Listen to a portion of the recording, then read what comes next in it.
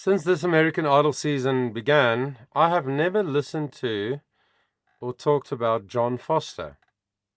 No particular reason, just haven't been able to do that, and today I decided I better check him out.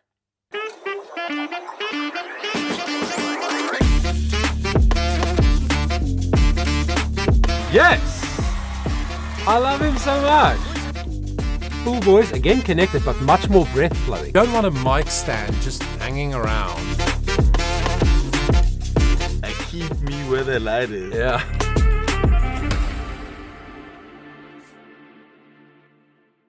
What's up, everybody? Welcome to the channel. Johan, best to hear from Johannesburg, South Africa, a vocal coach who teaches singers and also like to analyze singers. And I like to analyze it for you so that maybe your knowledge of singing and how music is done, how songs are produced, stagecraft, picking the right key for a song, picking the right song, all of those kinds of things we talk about on this channel, because I would like you to enjoy the music you're listening to even more because you have some knowledge. So, John Foster seems to be the only straight country singer, or let's say old school, conventional, traditional country singer. There's Slater as well, also a country singer, but a different vibe, a bit more crossover, I think.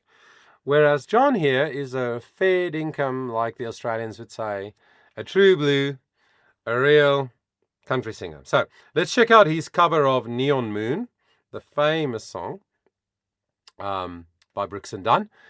And let's see how that went. I actually haven't looked at this at all. I decided to do a blind reaction, so I'll give you my first thoughts and let's talk about it and see what we can learn from John's performance.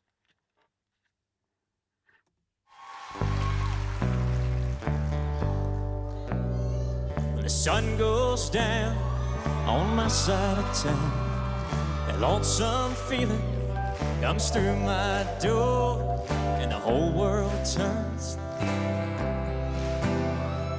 blue.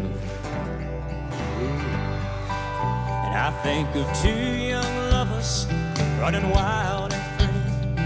I close my eyes, sometimes I see you in the shadow of this smoke-filled room.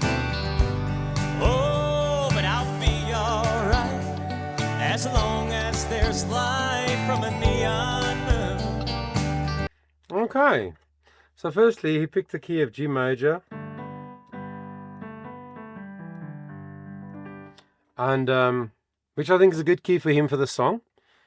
Obviously it's a great choice of song for him because it's right up his alley as a country singer. But he has a pretty light baritone kind of voice, his voice type. So for him to sing between this G and D3, right? Yeah, is a good idea because that's where his voice naturally shines. I think that the sound production is very natural. It sounds very comfortable and natural. The sound is very clean, which means his vocal folds connect properly. It works in a very healthy way, and it sounds great. It's a bright sound. It's clean, it's clear. You can hear what he says, which means he's also energizing the consonants in his words. It's not just pretty vowels, but actually everything is energized by breath, which means you can hear every word. So that's all good. I also think he has a very calm, centered kind of demeanor about him. Like I said, I haven't checked him out much. I think I saw one or two of his things, but I haven't really followed his progress as much as I did some of the others. But he just seems very confident. He's very calm. He just stands there, comfortable in his own skin, knows what lane he should be in, and he stays in his lane. And I think that is a winning recipe. So let's hear the rest. If you lose your one and only, there's always room here for the lonely to watch your broken dancing in and out of the beams of a neon moon. If you lose your one and only, there's always room here for the lonely to watch your broken dreams dance in and out of the beams of a neon moon. Oh, watch your broken dreams dance in and out of the beams of a neon moon.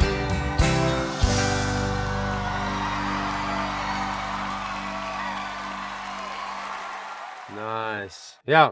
So I like what he did there with his head on the snare. You know, just close to the end. You have the long note on the neon moon. So everything he does in terms of his stagecraft, it just feels very organic, doesn't it? Just feels very real, very natural. The way he turns his body with the guitar on it, the small things he does with his head. These are small things that maybe not everybody will necessarily notice, but it's all things that make it a really good performance. He is an example for me of a singer who makes me as the listener and the viewer feel comfortable while watching him. You know what I mean? Like sometimes we watch a singer, especially in competitions, and we sort of are nervous for them. They make us feel nervous because they seem nervous, they seem that they're trying super, super hard to impress in some way. He doesn't. He just stands there. And obviously, because he's playing the guitar, he doesn't move across the stage. I don't know. Maybe in some of his other performances he did. So his stagecraft doesn't involve moving around. But I always say that it's almost a bigger challenge for a singer to stand still in one spot and still show us excellent stagecraft. In other words, you just want to look at them while they sing. They hold your attention with what they do with their body and their facial expression.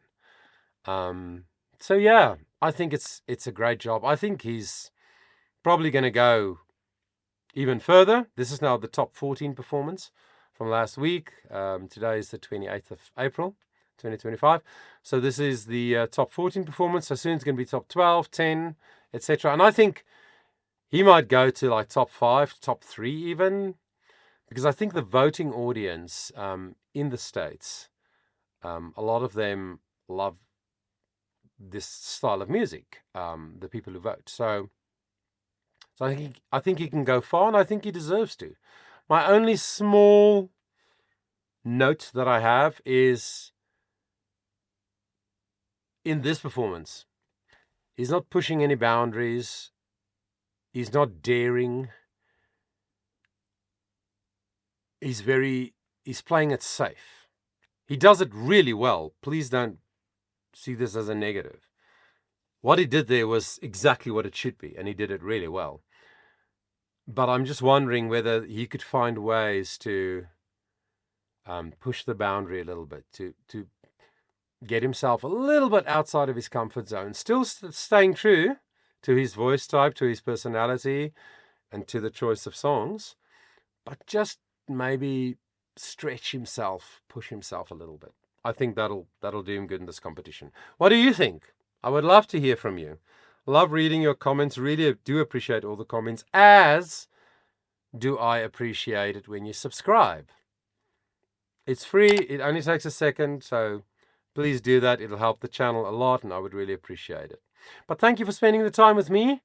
Let's keep seeing what's going to happen in these final stages of American Idol this year. It's always an exciting time, especially when it gets to like the last few, and the whole reality that just because you like him and he sings well, don't forget to vote. Vote for your favorites.